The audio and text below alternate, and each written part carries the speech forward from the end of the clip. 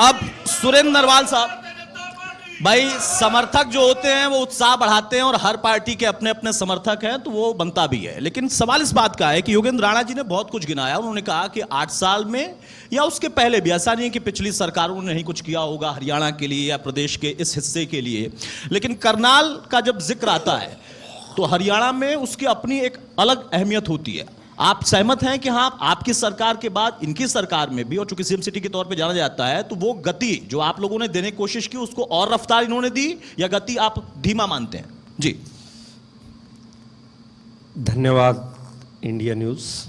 बहुत अच्छी बात है कि आज एक लंबे अरसे के बाद कम से कम मीडिया ने इस बात का संज्ञान लिया कि करनाल के लोगों की प्रॉब्लम्स को उठाया जाए, करनाल में क्या हुआ उसके बारे में बोला जाए। हमारे भारतीय जनता पार्टी के जिलाध्यक्ष ने सिलसिलेवार सरकार के कामों की तारीफ करी। मेरा मानना ये है कि 10 साल का पीरियड मिला भारतीय जनता पार्टी को, जिसमें से 8.5 साल के लगभग माननीय मुख्यमंत्री हमारे करनाल के विधायक भी हैं और इस प्रदेश के मुख्यमंत्री भी हैं। सबसे पहले मैं बात करूंगा कल्पना चावला मेडिकल कॉलेज की बात की। इस कॉलेज को हमारे कांग्रेस पार्टी के तत्कालीन मुख्यमंत्री चोई भूपेंद्र सिंह हुड्डा ने 649 करोड़ की लागत से बनाया था। आज इस मेडिकल कॉलेज की ये दुर्दशा कर दी है भारतीय जनता पार्टी ने कि इसके अंदर न तो कोई डॉक्टर है, न किसी प्रकार का इलाज है और न किसी प्रकार की दवाई है। ये केवल रेफर करने का एक हॉस्पिटल बन चुका है।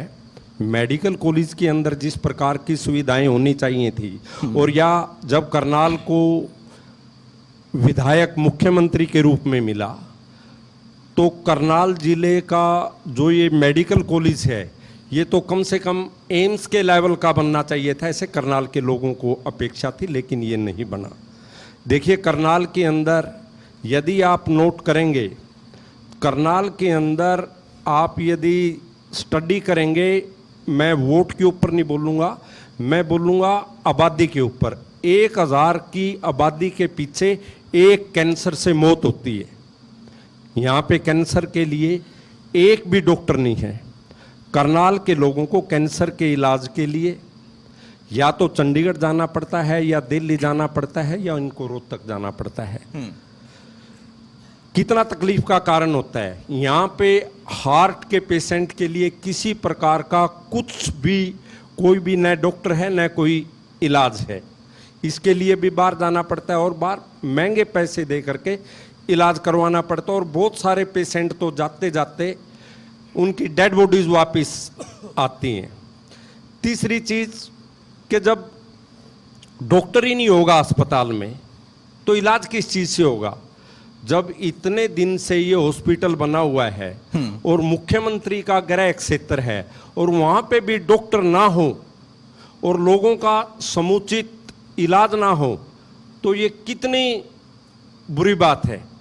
तो मेरा मानना ये है कि हमारे यहाँ पे कोई भी काम जिस तरीके से होना चाहिए था वो उस तरीके से नहीं हुआ, चाहे वो विकास की बात हो, चाहे यहाँ पे एजुकेशन की बात हो। ये सिर्फ विरोध करने के लिए है, वाकई आप मानते हैं? इसका जवाब ले लूंगा। देखिए मैं विरोध नहीं करूँगा। हाँ। मैं धन्यवाद करता हूँ इस बात के लिए कि करनाल को मुख्यमंत्री मिला, लेकिन जब हम दूसरे मुख्यमंत्रियों से जो दूसरे क्षेत्र से बने, जब उनकी तुलना हम करनाल के हमारे मुख्यमंत्री से करते हैं, तो करनाल हर तरीके से विकास की बात हो, एजुकेशन की बात हो, स्वास्थ्य की बात हो, कानून व्यवस्था की बात हो, चाहे युवाओं को रोजगार की बात हो, चाहे किसानों को उनकी फसलों के मूल्य मिलने की बात हो, चाहे नहरों की बात हो, चाहे बिजली की बात हो, सड़कों की बात हो, हर तरीके से करनाल लेकिन इसका जवाब बीजेपी ये देती है कि पिछले जो मुख्यमंत्री थे जिनका आप जिक्र कर रहे हैं, तो उनका फोकस पॉइंट रहता था रोहतक या फिर गुड़गांव, और जो इस वक्त मुख्यमंत्री हैं वो पूरे हरियाणा के लिए सोचते हैं, सिर्फ अपनी सिटी के लिए नहीं सोचते हैं। एक बहुत छोटा सा काउंटर, उसके बाद आगे बढ़ूंगा मैं। देखिए हाँ, एक जवाब मिनट जवाब में ले लो। अच्छा बोलिए जल्दी से। मैं इसके बारे में जो भूपेंद्र सिंह हुड्डा के कार्यकाल में ही ये मेडिकल कॉलेज बना था, उन्हीं के कार्यकाल के अंदर ही हमारे असंध के अंदर शुगर मिल बना। तो हम ये कैसे कह सकते हैं कि उन्होंने केवल एक ही क्षेत्र के बताइए, अंदर जवाब काम किया, दीजिए। दूसरे में नहीं देखिए, किया? मैं श्रीमान सुरेंद्र जी को ये बात बता देना चाहता हूँ। सारे करनाल की हमारी जनता यह गवाह है कि ये मेडिकल कॉलेज बनना शुरू जरूर हुआ था हुड्डा जी के राज में, लेकिन वो बन नहीं पाया था, वो अधूरा पड़ा रहा था। वो केवल और केवल माननीय मुख्यमंत्री मनोहर लाल जी के आने के बाद उसका काम शुरू हुआ और वो बना।